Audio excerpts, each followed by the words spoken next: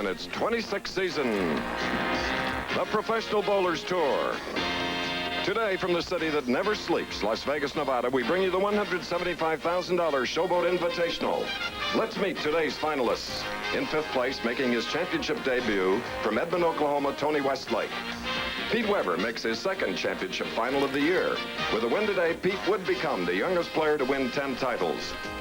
In his first television appearance since 1982, Randy Lightfoot seeks his 3rd title.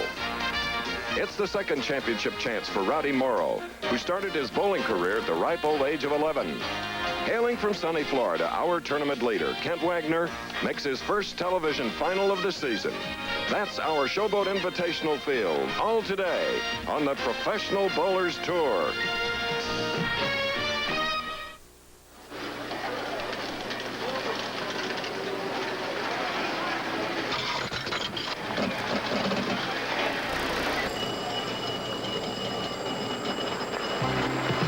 Yes, here in Las Vegas, we have acres and acres of excitement. Everybody's striving to win. And starting on Monday, a field of 360 bowlers tried for the top spot. And after 56 games, we're down to a final field of 5. I'm Chris Schenkel, and welcome to Las Vegas, Nevada. We're so proud that this is our 26th year that we have come to the Showboat Lanes, Joe Kelly's Lanes, we call them. And we're going to have an exciting telecast for you this afternoon live. And a reminder that following our bowling telecast will be ABC's Wide World of Sports. As was scheduled, World Cup skiing from Kitzbühel to famous Hammenkommen. That has been delayed, postponed because of inclement weather, which means one thing: it must be snowing like the devil in Austria today. It's not in Las Vegas. But we will have on Wide World today special performances by world figure skating champions, World Weightlifting Championships from Sofia, Bulgaria, and a special preview of the America's Cup. Okay, that follows us.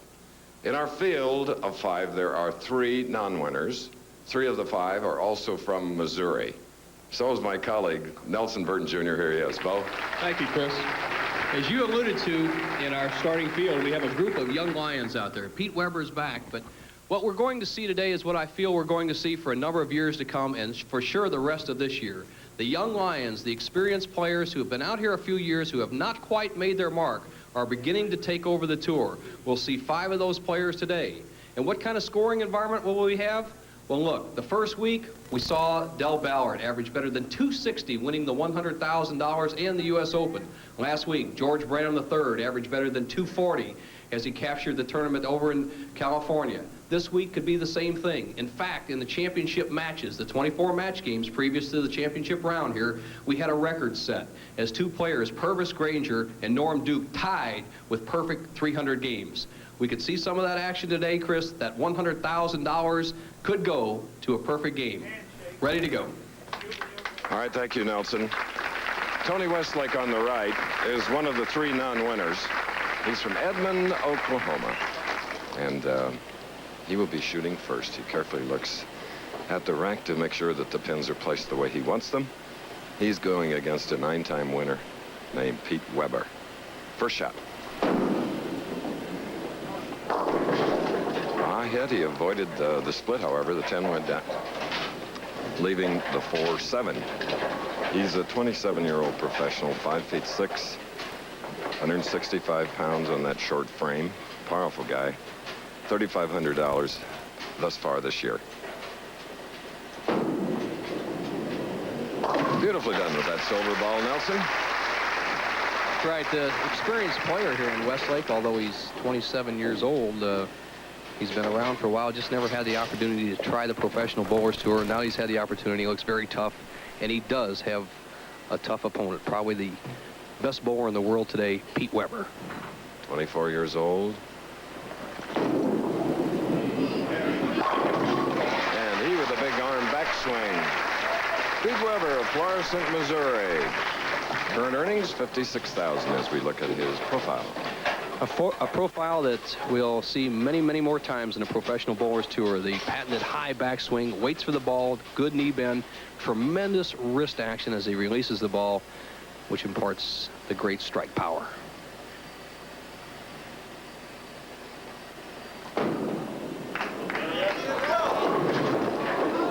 Breaking sharply at the end, and Pete said, "You heard him." Here we go. 4-7-10. Well, the 4-7-10, as he quickly changes to another ball, he will try to slide the 4-pin into the 10-pin. He'll go cross lane.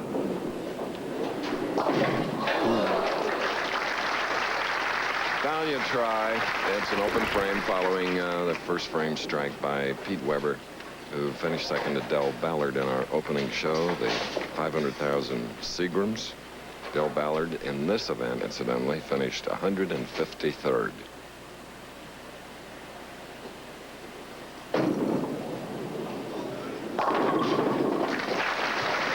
Tony Westlake looking for that first win on this championship tour, average 219. An ideal style for Tony Westlake. He keeps that eyes riveted on the target, low profile, pulls that left shoulder back as the right shoulder comes through the shot.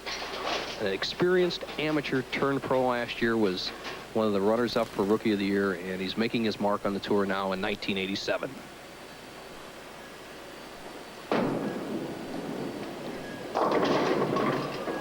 And now Tony as well will try to shoot us or convert a split here. It's on the left lane. 210, Bo, what do we do? The 210, Chris, you have to get the ball to the left side of the 2-pin and slide it over into the 10-pin.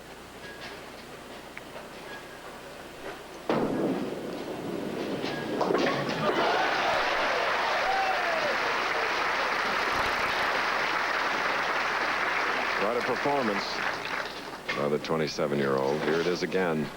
Super shot by Tony Westlake. Slides the 2 right over, as we said, over to the sideboard, knocks out the 10, and maintains a 12-pin lead. As you look at the facial expression of Tony Westlake, he likes that one. Weber now in the right lane after an open shooting in the third. Come on, ball. Hook. Pete wanting it to hook more. Previous shot. 2 shots away. Hooked too much. The big power ball of Pete Weber just sliding by on lane 16 leaves a simple spare of the 2-pin straight on.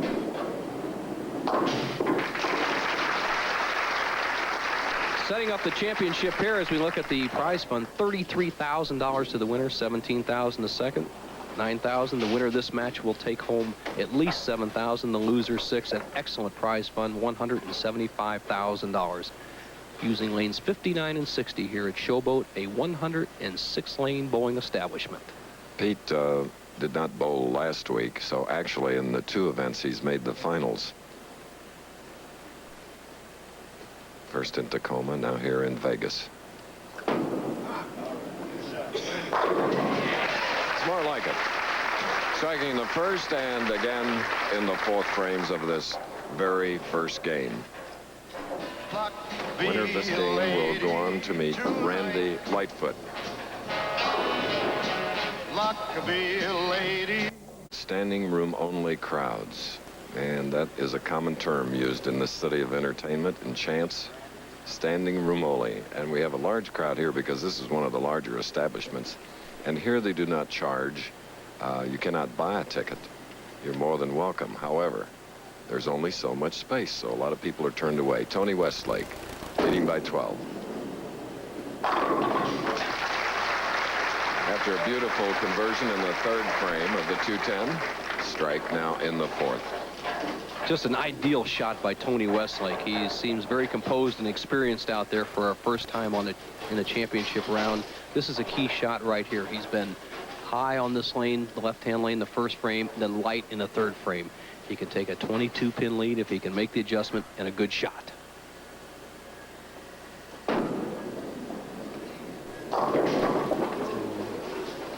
Well, and now again, the split. 2-4-10 on the left lane. What he has to do is the same thing he did in the 3rd frame. He has to get the ball over by the 2-pin. Forget the 4. The ball will take that out. Drive the 2-pin over into the 10 to convert the spare and maintain his lead. If he only gets 9, we have a tie match. He has done it again. And as Bo has often told you in bowling, consistency is a very important factor. What a tremendous shot to slide that 2 into the 10. To do it once is great, but to do it twice, we'll have to revise the odds a little bit of Tony Westlake shooting the 210. He maintains his lead over Weber, who can cut that lead down to just 2 pins if he can hit the right-hand lane.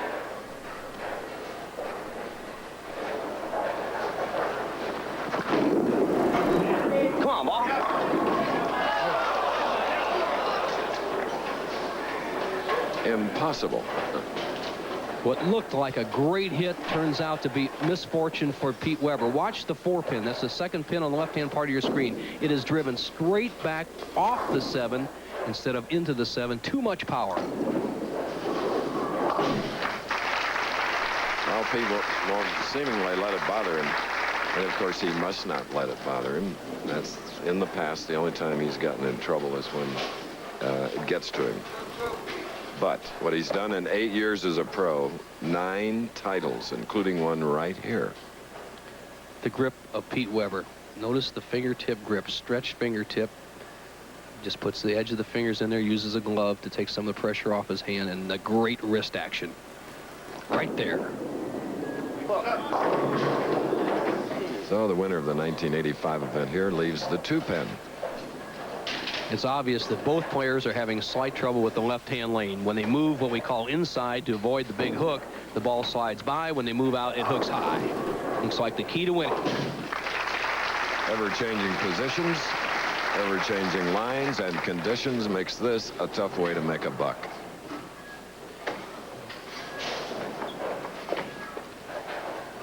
Westlake, a more of a conventional style player, uses a short semi-fingertip grip, puts his ball in the palm of your hand. Hold the ball in the palm of your hand. Good wrist action.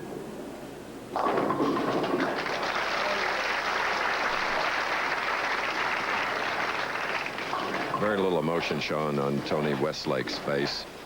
He maintains his lead. We asked him earlier why he waited until he was 26 or 7 to start his professional career. Well, I had a pretty good job for about 5 years. I was a food service salesman and made decent money. And but after a while, I kind of got tired of it. And Richard Altman gave me the opportunity to come out, and so I took it. So now Tony, whose voice you just heard, left the bucket on the left lane, 2, 4, 5, 8 in a close match. You see the ball not quite finishing on the left-hand lane. The head pin goes to the sideboard and does not take out the 2, 4, 5, and 8. Another difficult spare for Westlake on the left-hand lane. He's converted the 4-7, the 2-10, the 2-4-10, now the 2-4, 5, and 8. What a display of talent here by Tony Westlake, who had his first national tournament last year right here at the Showboat.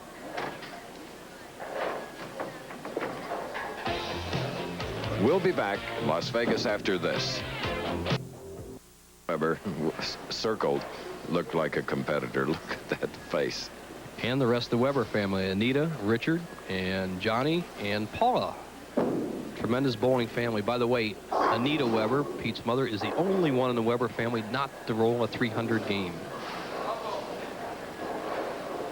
Pete trails by 13. 7th frame, has been struggling quite a bit. The match is still up for grabs. Come on. Got a better break. Got a better break on that shot. We asked Pete what his reaction was to finishing second in the U.S. Open. Well, it was very disappointing right then and there when I did lose the match. But I took a week off to get my mind back ready to bowl, and here I am again, and I'm ready to win.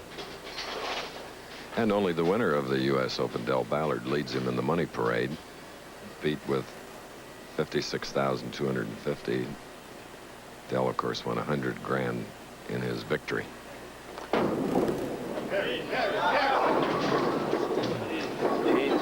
Now the 2 and 4. Both players struggling on lane 59. It's like a ridge is there. If they play the ball a little wider out about the 2nd or 3rd board, the ball hooks high. If Pete moves into about the 5th or 6th board of the lane, it doesn't quite hook. So he has another spare to shoot. Always a variety on our Professional Bowlers Tour telecasts, and that is true for today's Wide World of Sports.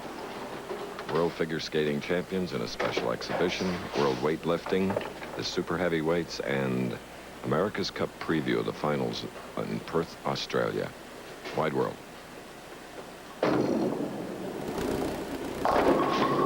8th frame, 4, 7, 8. An unusual spare. What happens is the ball slides by. Now watch the action of the head pin. It slides to the sideboard and goes right between the 4 and 7 pins. Nothing takes out the 8. This could be a tough spare. He could chop the 4-7 off the 8. He's got to be cautious. Uh-oh. Just as you pointed out, Nelson. You know, I'm trying to think when and if I ever saw one in 26 years on our telecast. I have never seen the 4-7-8 in the championship round. I've seen the 4-8, but not with the 7-pin. And so important was that spare that it took Westlake from a 13-point lead. He now trails by 1 going into the very important 9th frame. Winner to meet, Randy Lightfoot. 2-4-5. Strange things happening here at the Showboat Lanes. Players unable to adjust to the championship pair right now, and that is the thrust of our bowling tip of the week this week, Chris, is adjusting your strike line. And what these players must do on this left-hand lane to conquer the left-hand lane is move to the right where the ball hooks and throw it much harder. Nobody has made that move yet.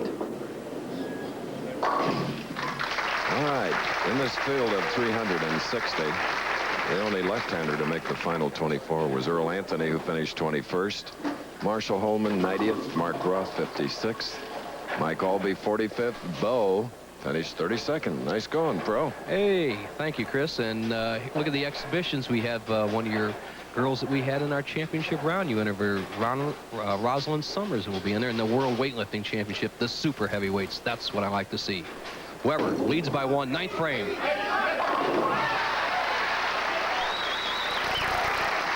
A gritty, gutty strike in the 9th frame for Pete Weber.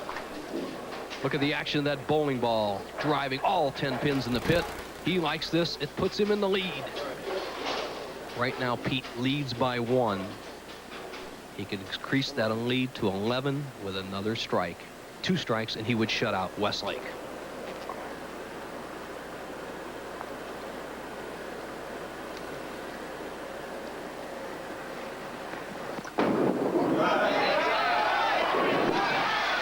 What a competitor. One of the greats in any form of competition. Believe me, at 24 years of age, won't be 25 till August. The power of Pete Weber and the aggressiveness. Look at this. He saws on that ball with the player's call, putting a lot of spin on it. This first strike on the left-hand lane in the clutch. He's in a situation now where he can shut out Westlake with another strike. If he doesn't strike, we have a possibility of a tie match.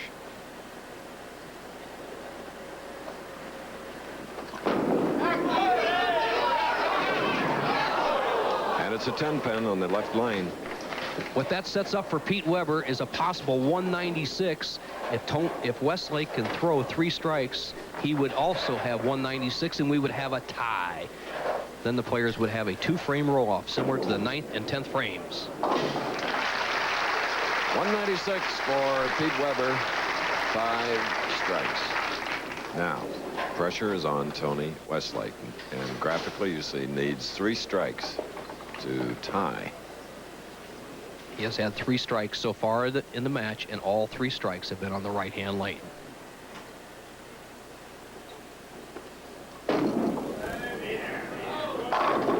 Oh, solid 10. That lets Weber win the match and go on against Lightfoot.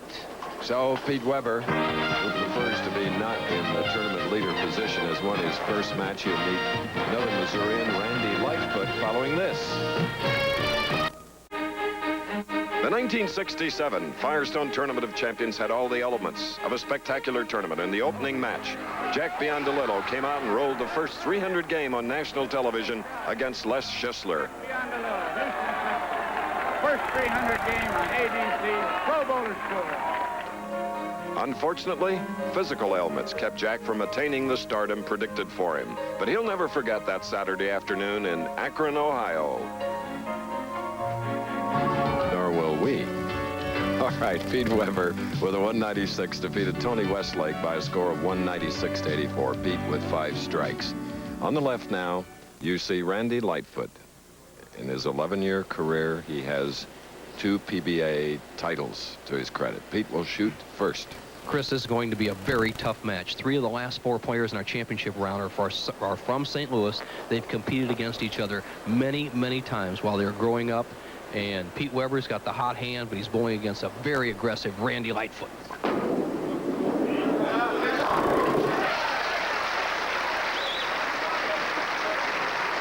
Pete pumped up from that 196 to 184 win over Tony Westlake. Here's Randy Lightfoot now. 29-year-old from St. Charles, Missouri.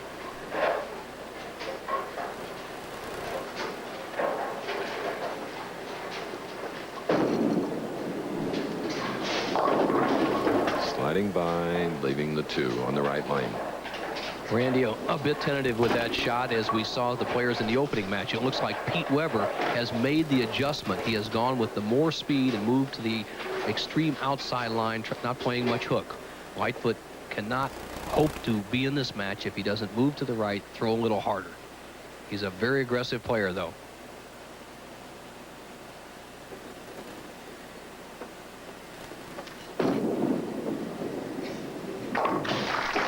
So it's a spare for Randy Lightfoot. Earlier we got a comment about something that happened this week to change his mental attitude. Yes, I'd like to dedicate this to my mother. And the first day I was in 217th place. And on Tuesday she had a minor stroke and they had to put her in the hospital. So this one's for her.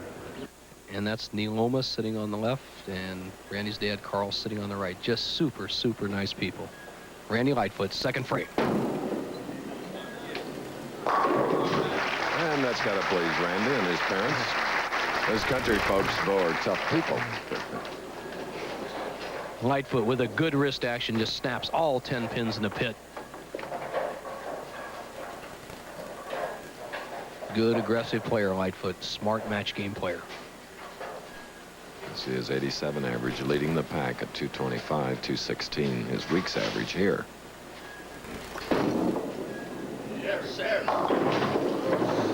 Well, you saw it come up high.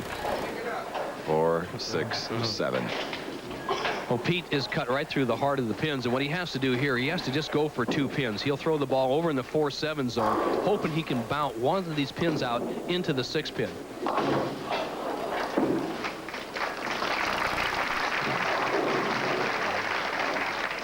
Again, no break. So it's an open frame in the second for Pete Weber, trailing by 12. Career earnings, $639,000. 1986 earnings, you saw. If Pete would win the tournament here, he would be the youngest player ever to win 10 PBA titles, replacing Marshall Holman. Weber's second frame trails by 12. Third frame.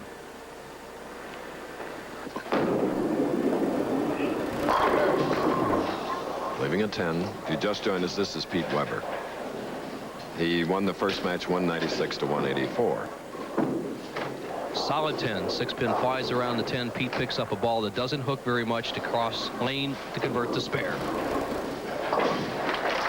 You hear other pin fall from time to time on our live telecasts. It's the next person up practicing. In this case, Rowdy Morrow and the tournament leader, Kent Wagner, continue to practice.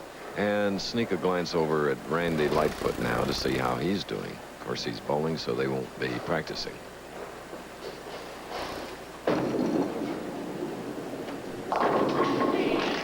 Nice lazy strike, and a big double, putting Randy out to a 22-pin lead. Randy Lightfoot very much under control, holds that ball in the palm of his hand, wrist slightly cocked, 5-step delivery, good arm swing, good extension. And Randy's biggest problem, and I've known him for a long time, Chris, is just how hard does he want to work. When he puts his mind to it, he's one of the best players in the country, as evidenced by his 4 titles and the Masters Championship. He's determined today.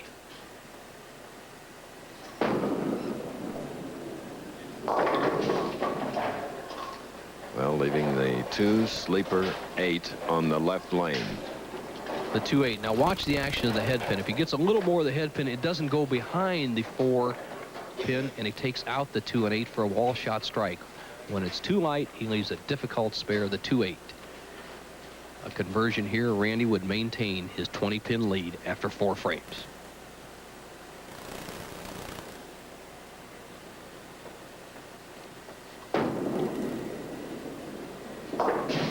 Chopping the 2 off the 8. Now it's an open frame, and now Weber trails by only 8. We're in our second match, the Showboat Invitational. Yes, next week back to the Gable House Lanes in the Los Angeles area. And there you see the huge casino here at the Showboat Hotel. And there is our tournament leader, Kent Wagner. who watches and practices every now and then, and Rowdy Morrow, who will meet the winner of this match, keeps practicing. There's Rowdy, and this match is Pete Weber and Randy Lightfoot.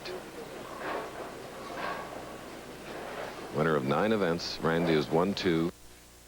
As Bo mentioned, they have gone head-to-head in Missouri more than once, and here they are in Nevada doing it again. Whoa, ball, whoa.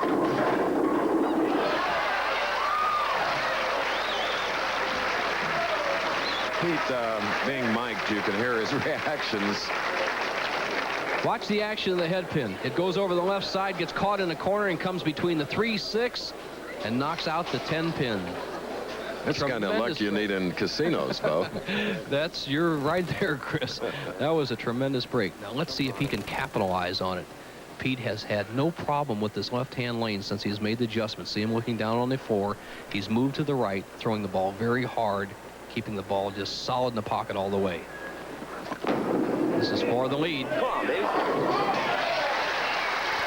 Okay, he was pumped up after his win over Tony Westlake, 196 to 184, and now with that double and a 2-pin lead, the adrenaline's flowing again, Pete.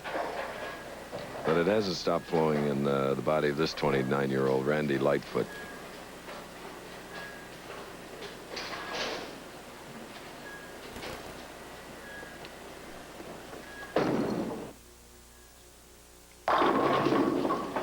Ten-pin. Solid 10. Randy really wanted that one. He put a lot of extra turn and spin on that ball, and normally would carry the 10-pin. Not to be.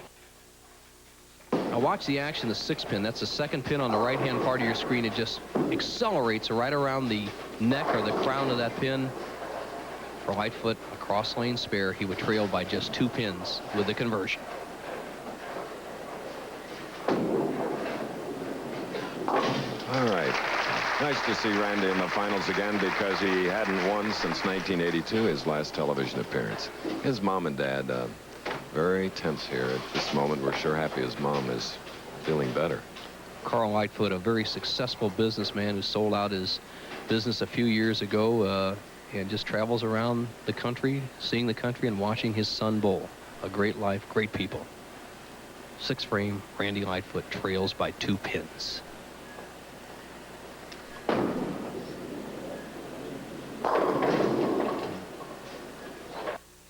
Left only the 4 on the left lane. Now watch the 3rd pin on the left-hand part of your screen, the 2 pin. See it go to the sideboard, and it gets caught between the 4 and 7 pins. Instead of taking out both pins, it just takes out the 7. Once again, an easy spare for Lightfoot, but he'll continue to trail Pete Weber, who has 2 strikes working, by just 3 pins.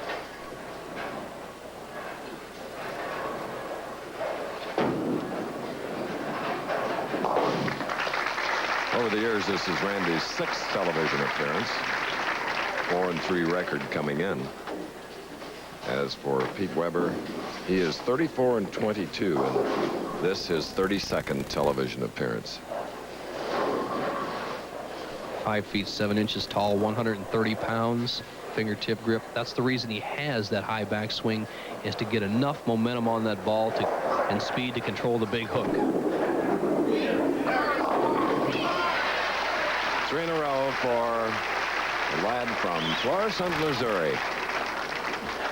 Now you wonder why you put lift and spin on the ball. This is the reason. You see the head pin going the sideboard, taking out 5 pins. Pete knows the power is on the ball. Look at his eyes. Bang. 13-pin lead through 6 frames. 3 strikes in a row. With a 4-strike string, he could extend his lead to 23.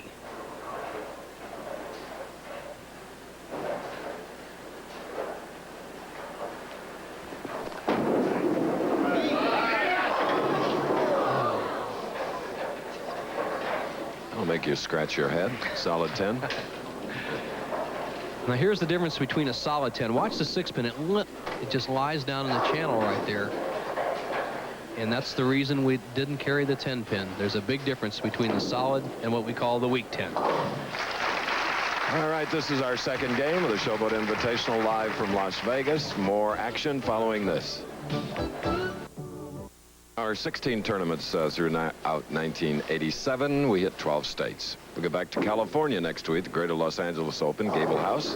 Then to Texas, Grand Prairie for the Quaker State Open.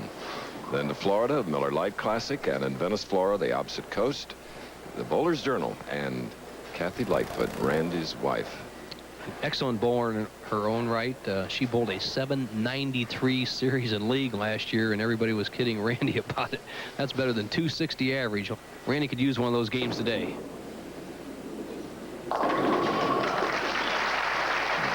What a slow rolling ball. Went to the way outside boat. Looked like it was going to go to the channel. Well, Randy likes the big hook, and he can play both shots. He's a very versatile player, but he felt today that if he could hook the ball wide, he would avoid the solid taps that have stopped most all the players this week, the solid 10.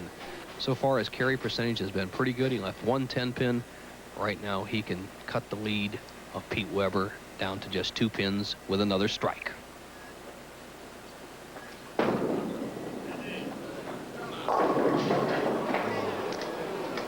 And now Randy is faced with a 2-8-10. This is big trouble, the 2-8-10. It is much more difficult to convert than the 2-10 that we saw Tony Westlake convert in the first match. You just have to drive the ball into the 2-8 and hope one of the pins will bounce out of the pit and take out the 10-pin. Much more difficult. So it's an open frame coming in the 8th, and Weber now has a 24-pin lead. Tough break for Randy Lightfoot. Weber has a spare working, shooting in the 8th.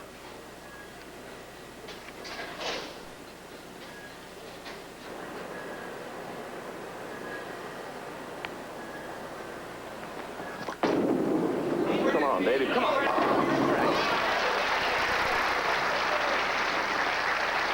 He tucks to that bowling ball, doesn't he? Pete Weber has been adjusting all day, and now it looks like he's found the line on both lanes as he just saws up all 10 pins with that powerful ball. He's going to be very tough from here on in. He's zeroed on the left-hand lane. What he's doing is throwing the ball hard and straight, not much hook. And on the right-hand lane, there in the 8th frame, when he set up that strike, he played an extreme outside line and let the big hook work. That seems to be the combination. Let's see if he can take the lead of 34 here in the 9th.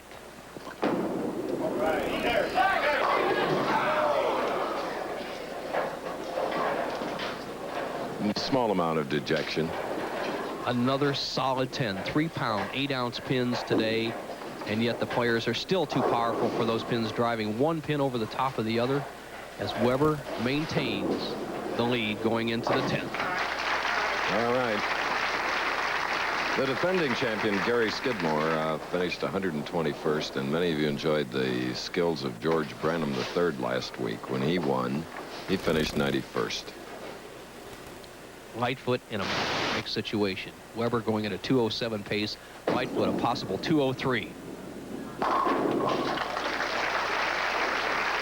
Remember, the winner of this, our second game, will meet Rowdy Morrow. The winner of that semifinal game will meet the tournament leader, Kent Wagner.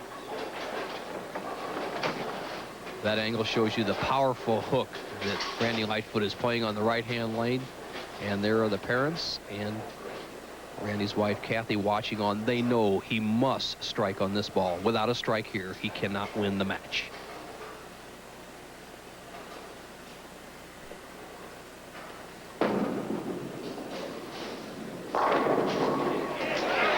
Pressure is on. Little cross lane help. Chris, the players on the tour call that the scout shot. The head pin goes to the sideboard. It comes all the way back around and knocks out the soft 10. Randy Lightfoot is still in the match.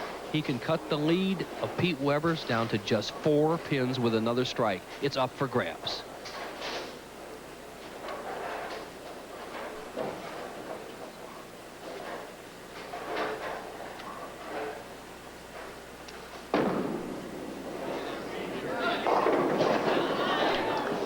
Seven pin.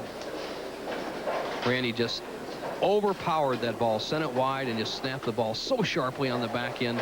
Leaves the 7 pin. The best he can get is 192, which is going to force Pete Weber to get at least 8 pins on his first ball. Loser of this match will get $7,000. And the victor will go into the semifinal. and eventually, hopefully, a shot at the 33,000. Second is 17,000 this week. Important shot for Pete Weber. He must get at least 8 pins on the first ball to lock up this match. If he would get a difficult split, he could still lose the match.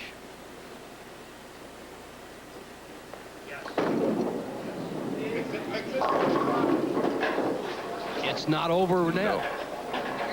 What this sets up is a very simple thing. Pete Weber has to get 2 of these pins to win. If he happened to just get 1, we would have a tie.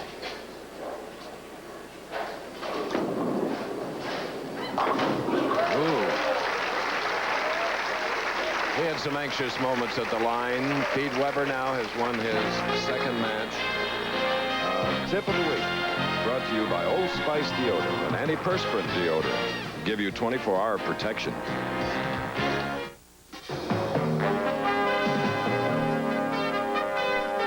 The Professional Bowlers Tour Tip of the Week is brought to you by Old Spice Deodorant, an antiperspirant deodorant.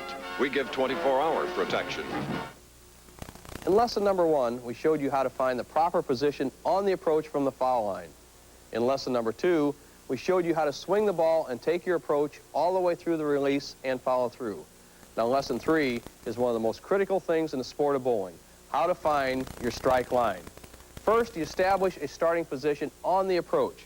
For me, it's the center board as indicated by the white tape, and I normally try to start the first shot over the second arrow. Now, if the ball misses to the right, I'm going to adjust to the right. If it misses to the left, I'm going to adjust to the left. Let's see what happens on this shot and what kind of adjustment we have to make.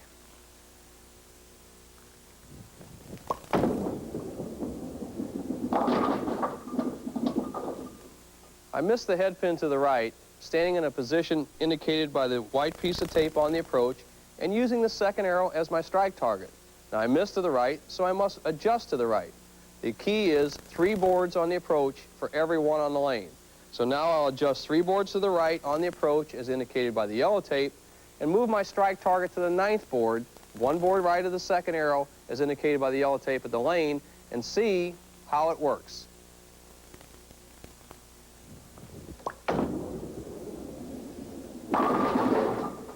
Remember, if you miss left, move left. If you miss right, move right. The increments are 3 boards on the approach to 1 on the lane. You keep that process going until you find your proper strike position. Now, next week in lesson 4, we'll work on spares. And here's how we've progressed so far. Weber sneaking by Westlake as Westlake left a solid 10 to where he could have tied that first match. And Lightfoot just never heading Weber in the second match in the semifinals. 2 St. Louisans. Pete Weber, who's already won 2 matches, going against a very tough Rowdy Morrow. You just can't get rid of those boys from Missouri, I'll tell you. And I'm sure in that crowd there's some Missouri folks enjoying all the action here, out here. Rowdy Morrow will meet Pete Weber. We asked, how did you get your name? Rowdy is my real name. Clint Eastwood played Rowdy Yates on Rawhide, and my father wanted an unusual name, and my mother liked Clint Eastwood, so that was an easy compromise. And Rowdy, practicing still here. You know, Chris, every year we see players coming out of different parts of the country, and this year so far we've seen St. Louisans in every championship match. It was Pete Weber in the U.S. Open. Last week it was Steve Wunderlich, and this week it'd be another St. Louisan. Well, it's always been that way in the history of modern-day bowling, Bo. That's why the National Bowling Hall of Fame is in St. Louis, Missouri. It's just a great bowling area. Good point, Chris, but also I think we have to contribute some of the instructions available there and the tremendous league competition in St. Louis. We also used to have that in Paramus, and in Texas there's tremendous competition. Rowdy Morrow, first shot.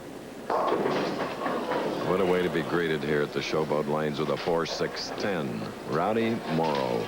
We've seen the 4-6-10 already today, and there's not much you can do with it. All you have to do is take the ball, throw it over near the 4-7, and hopefully you can bounce one of these 2 pins out and take out the 6 pin. Make sure you make the 2 and just try to bounce one out.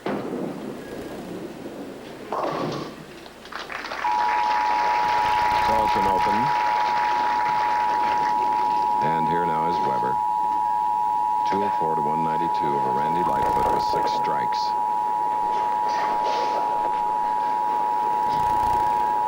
Using the full approach, all 17 feet.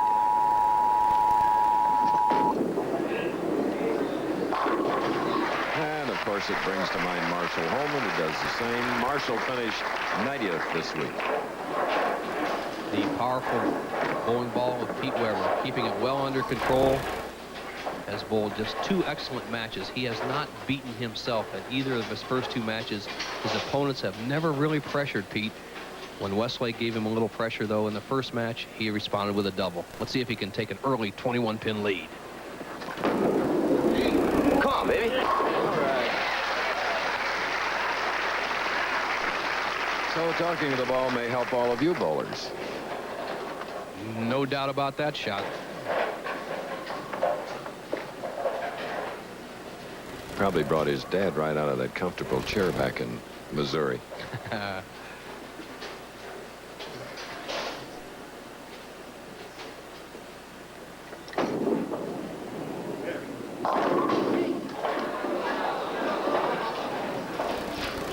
Even with a little roulette wheel action down there, nothing.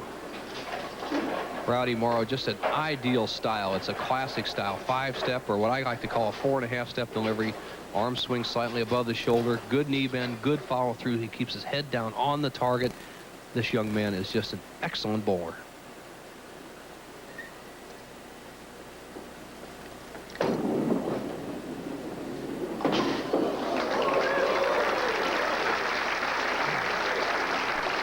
In super slow motion, Bo, we'll see just how close he came. He uses all the lane, just nips. Oh, the 7-pin. If that ball had gone into the channel and then popped up and knocked out the 7-pin, it would not have counted. Once the ball leaves the lane surface, it is a dead ball. Rowdy, who lives just 2 miles from Dick Weber bowling lanes. So these fellows are just about neighbors. Powerful strike. And Morrow coming in the 3rd frame. And his opponent, Pete Weber, opened with a double, leading by 21. Important frames for Weber. Although he has a 21-pin lead, Rowdy Morrow has the type of shot, I believe, that will conquer this championship pair. Not quite as much hook as Pete Weber. I think it favors this championship pair, and it would behoove Pete to get out to a big lead because Rowdy, when he gets loose, can throw some strikes.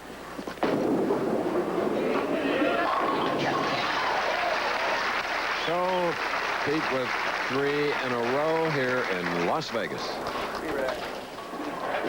Never a doubt. Pete Weber, who has 23 career 300 games, reacts to his 3rd strike in this game. The record for 300 games is 29 sanctioned or American Bowling Congress approved 300 games held by Elvin Mesker from the St. Louis area.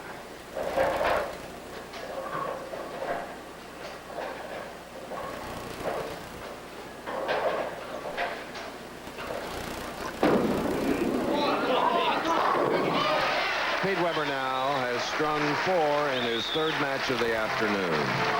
More of the 3rd after this. Same time next week for the Professional Bowlers Tour. Qualifying rounds, 32 games this week as opposed to the normal 18, then 24 games of match plays in the finals, 56 games in all. For Rowdy Morrow, he needs to win 2 more games to become eligible for the Firestone Tournament of Champions, but right now with a strike working through 3 frames, he trails by 41. Rowdy bowled 2 years in college for the University of Missouri at St. Louis. There are 230 colleges that have bowling centers on their campuses throughout the United States, and over 500 colleges field bowling representatives in the national. Beautifully done. That's a double and a big one, cutting Weber's lead to 31 now. And here he comes. Rowdy Morrow has the proper shot for the championship pair. I think it slightly favors the down and in or medium hook player. Rowdy gets the wall shot, cuts Weber's lead down to 31 pins. Chris, and as you alluded to, Rowdy went to the University of Missouri. He was the Midwest College's Bowler of the Year back a few years ago, and definitely one of the rising stars in the Pro Tour.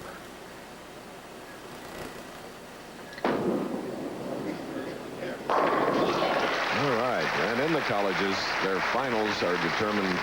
They have 12 men's teams and 12 women's teams, so it's a big project throughout the United States. Solid in the pocket, all 10 pins in the pit. Rowdy has to like this one as he cuts the lead of Weber down to just 21 pins. These players bowl against each other in league in St. Louis. Still Rowdy, Leroy Bornhop, who made the top 24, Wunderlich, Weber, they all still try to bowl part-time in league in St. Louis. That's it. Pete called that shot for you. 5 in a row now here in the third match. The physical reactions of a player tell much about his confidence on a shot. Look at Peter. Look at those eyeballs. He's ready. And look at how relaxed he was when the ball hit solid and took all the pins down. A confident look as he has started with 5 strikes in a row.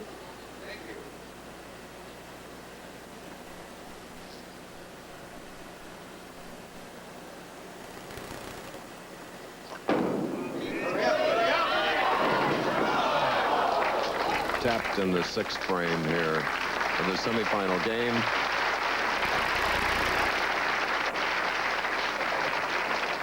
The soft 10, and Pete Weber was thinking 300, Chris. I saw it in his eyes. You could tell by his reaction.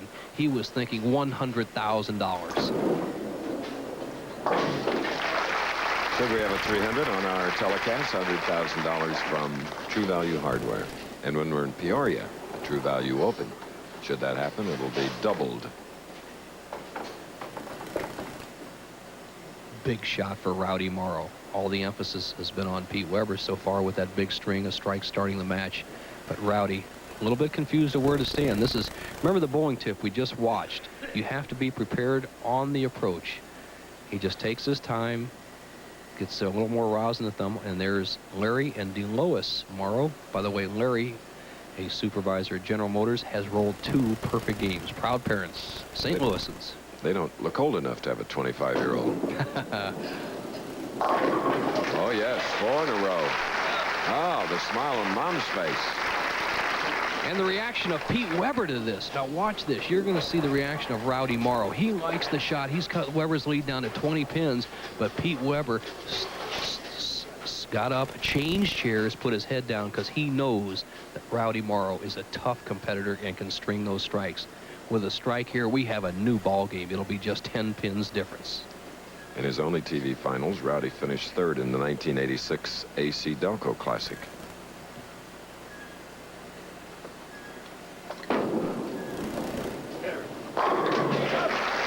Make it 5 in a row. And Weber now leads by 10 pins. What a match. We'll be back.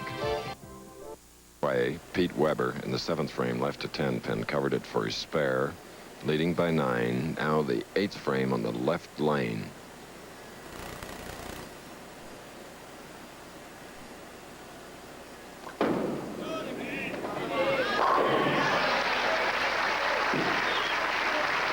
Practically prayed for that one, Nelson.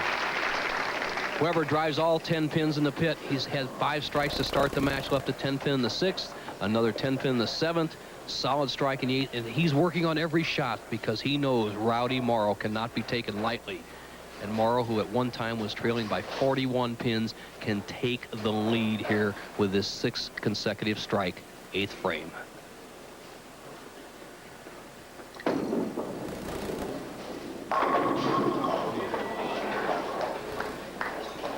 Another 10 on the right lane. Rowdy Morrow, who has been light on the right-hand lane, just getting wall shots. Bowlers, make your A bit higher and doesn't get the pin action in the right-hand corner, leaves the 10 pin, and with a conversion here after 8 frames, there would be just a 10 pin deficit for Rowdy Morrow. Weber in the driver's seat, although.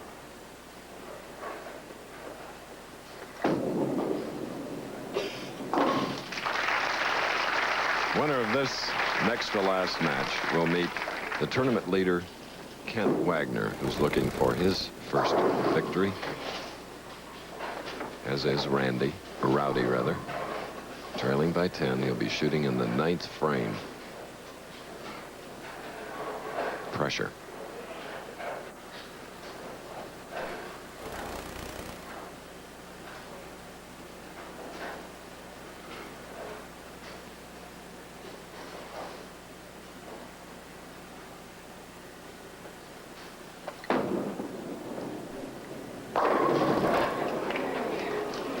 Left the 4, almost the 4 and the 9.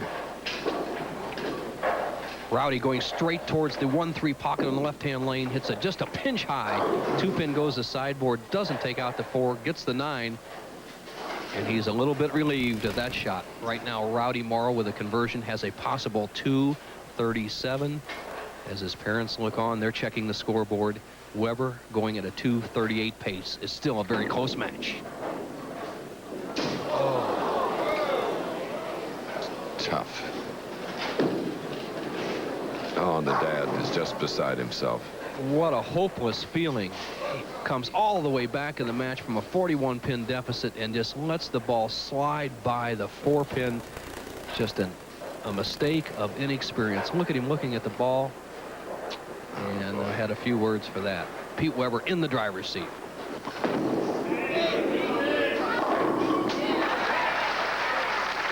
So, in this, our third game, the loser will get $9,000, where the winner has a chance for $33,000 in the next game.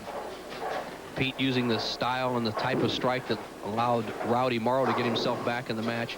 Puts the match well in hand with a strike here in the 9th frame. He has a possible 268. He will go on to meet Kent Wagner for the championship and $33,000. Just keep it in the building, and he's in the finals. There he is. Pete Weber now has won his 3rd match of the afternoon. Getting tougher as he goes along. He will meet Kent Wagner for the $33,000 after this. In this tournament field at the Invitational, there were 7 PBA Hall of Famers who cashed in the 360-man field. You see the average, 198. The average needed to make the top 24. Of course, our 5 came from that to be in the finals, 211. And as you look in the background, part of the skyline of Las Vegas, you see those folks that competed extremely well and the money they earned, including number 10, Palmer Falgren, who is our statistician, $2,800. Norm Duke in our telecast last week. Randy Peterson of Santa Maria, California. Mark Williams, Wayne Webb, big name. 53-year-old Carmen Salvino in his 27th Las Vegas tournament. And going down to 24, Bob Chamberlain of Auburn Heights, Michigan, with $1,300. Bo Burton finished 32nd. Here he is now. First, though, we get that final score. Pete Weber, 255 with 8 strikes. Rowdy Morrow, 226. Setting up the match, Wagner and Weber, and here is Bo. Thank you, Chris. And with me is one of the ladies that is recognized as probably the best woman bowler in the world. And, you know, Lisa, a question that a lot of people ask, could the top women bowlers compete against the men on the men's tour? Bo, I've been asked that an awful lot of times, and I think it would be awfully tough. Over a tournament consisting of 42 games, the strength factor has to come in, and men obviously have that over women. Well, you've won a lot of championships. Are you a little nervous as Kent goes out for his first title? This is a nail biter. I can't take this. It's gonna, oh boy, he's gonna make me old before my time. Okay, a champion next to me trying to see if her husband can win his first PBA title. They're ready for action, Chris. Okay, the former Lisa Rathgeber. And there is her husband. 28-year-old Kent Wagner, bowling out of Palmetto, Florida. Looking for that first win. He's a tournament leader. This is the final game. Good start. You adjust the color on your TV set. He has a brilliant red shirt on today. The gray and red stripes of Pete Weber, and he has been hot.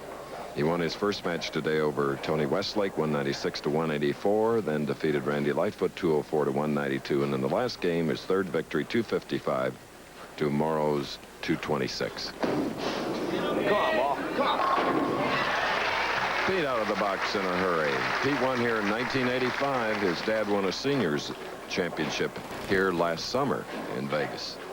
Obviously, Pete Weber knows where to throw the ball, as evidenced by winning 3 matches, and he has a very tough opponent in Kent Wagner. These lanes are made for Kent's style. Instead of making the adjustment way to the left to adjust for a hooking lane, he just throws the ball much harder, and that's a good style, especially for a tournament leader. He doesn't fiddle around much.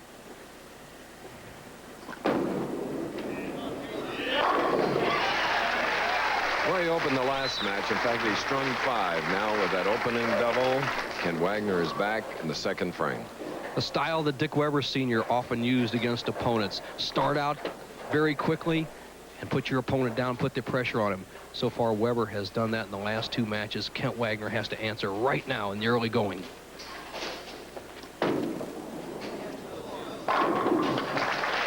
Beautiful. Kent Wagner is 5'6" and weighs 120 pounds. Kent, 4-step delivery, starts that ball very quickly, drops that right shoulder slightly, but it whips it through with it. Good extension. Long, lanky, lean player. With a strike here, he will be the first person to really put the heat on Pete Weber to take the lead. Kent Wagner, who crossed this pair twice during the competition leading to the finals, averaged 245 on this pair.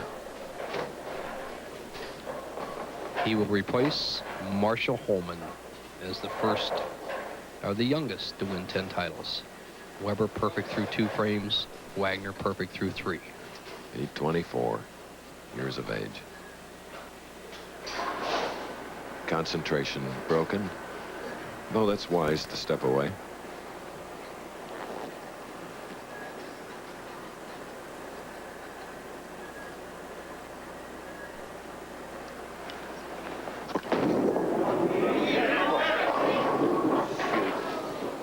Wanted to stay with Wagner, but left to 2-4-5.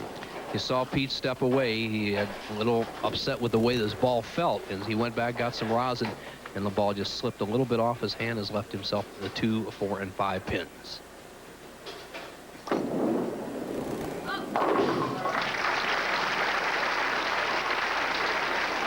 Well, Pete Weber, 3 victories, now trailing by 13. Weber just drills the 2, 4, 5. No big hook, nothing fancy on the spares. A good tip for anyone. A little more speed and no hook. Accuracy is #1 on spares.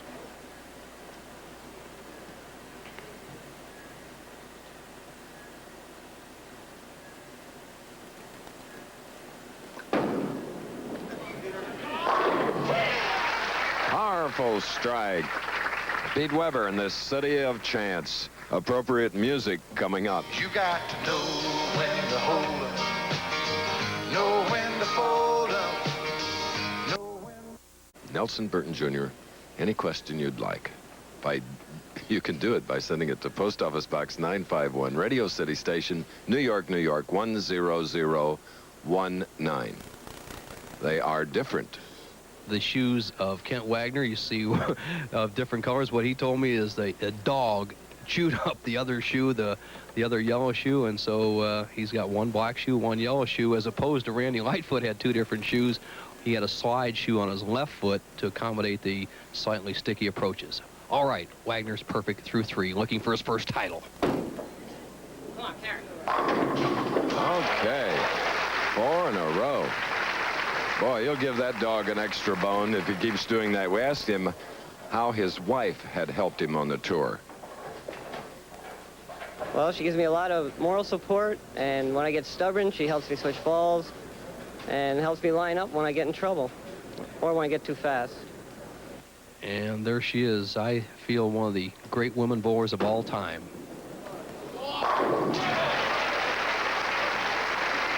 5 of them.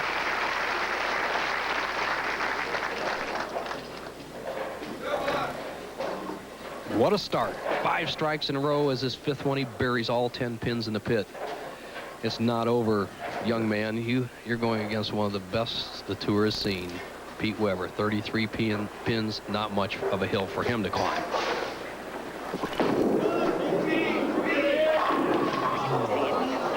Didn't get the 10.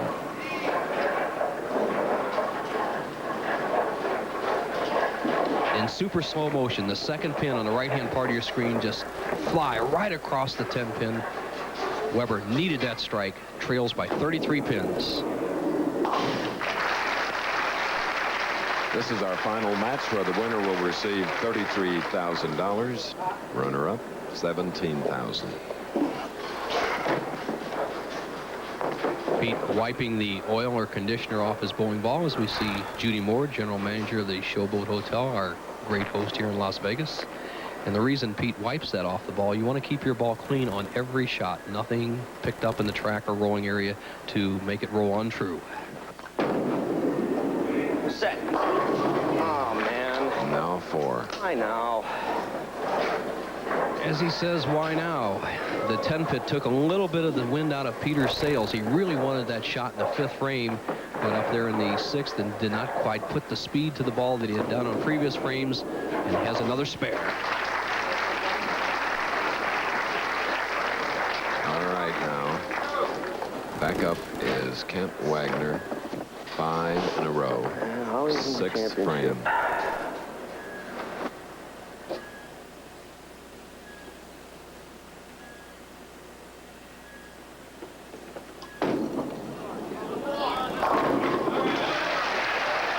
Halfway.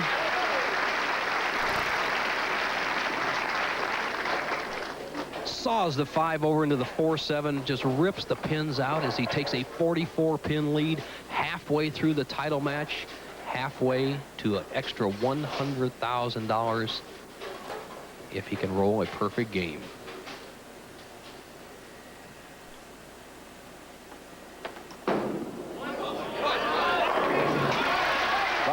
To go.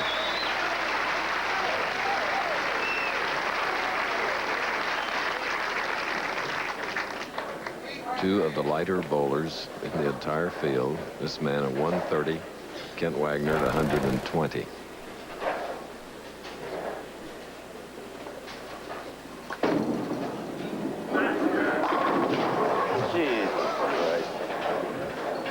Well, a 9-pin. That was a why me type shot. Pete Weber, solid 10 in the 5th, 4-pin in the 6th, now a solid 9 here in the 7th frame as he drops 55 pins in arrears.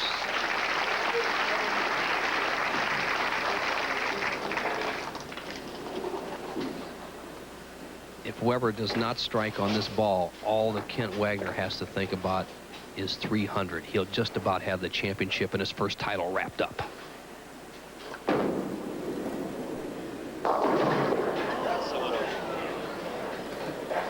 So now it's a 4-7-10 for Pete Weber. The wind out of his sails. It happened in the 5th frame as he left the solid 10. Peter's trying to slide the 4-7 into the 10. It's all over. Pete Weber will now become a fan. And if any of you are wondering about attitude, the old adage, show me a loser, a happy loser, and I'll show you a loser. This guy doesn't like to finish second. Well, I'm Pete sure Weber. He's rooting for Kent Wagner now. Wagner has a title in hand. He's going for an extra $100,000. Well, we've got 4 to go. We've had 3 perfect games on ABC television covering the Professional Bowlers Tour up to now. The 3 perfect games you alluded to, Chris. The first one you showed us today. Jack Biondello at the Firestone, then Johnny Gunther, and the last one rolled by Jim Stefanich in 1974. Oh. A little noise just bothered him in his crowd. Watch Lisa. She knows the title's in hand. $33,000, a trip to the Firestone. Now she's looking at a check for $100,000. 4 more strikes.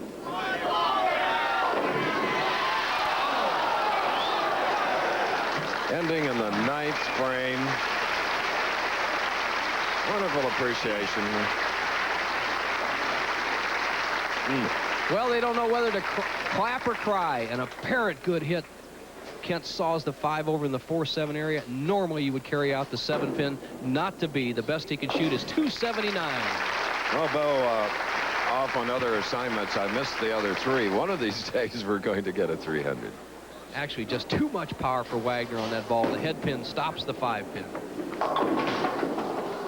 And Pete now 4, 6, 7. Going through the motions. Title in hand for Kent Wagner, replacing Brian Voss in the Firestone Tournament of Champions. Voss gets knocked out. What a way to start. $33,000 check plus a guaranteed check in the Firestone. Tremendous year. He's bowled so well all week long. He's been near the top every round. And for Pete, in as many tournaments, he will have finished second, adding $17,000 to his this year's total of $56,250 by finishing second in the Seagrams to Del Ballard.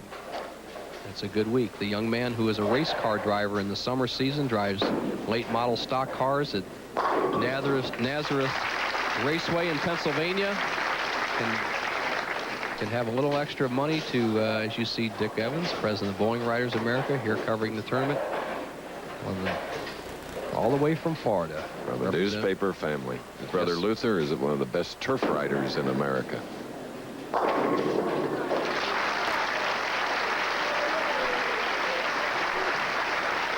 So it's a 190 for Pete Weber, who in the previous game rolled a 255 in his victory over Rowdy Morrow, who shot a 226. So what a win for this man.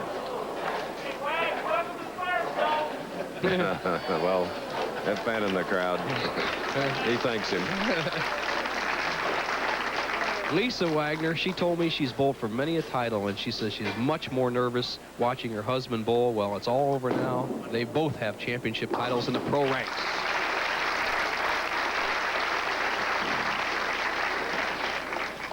Next week, don't forget, we'll be at the Gable House in Torrance, California for the Greater Los Angeles Open, to be followed by the Quaker State Open in Grand Prairie, Texas.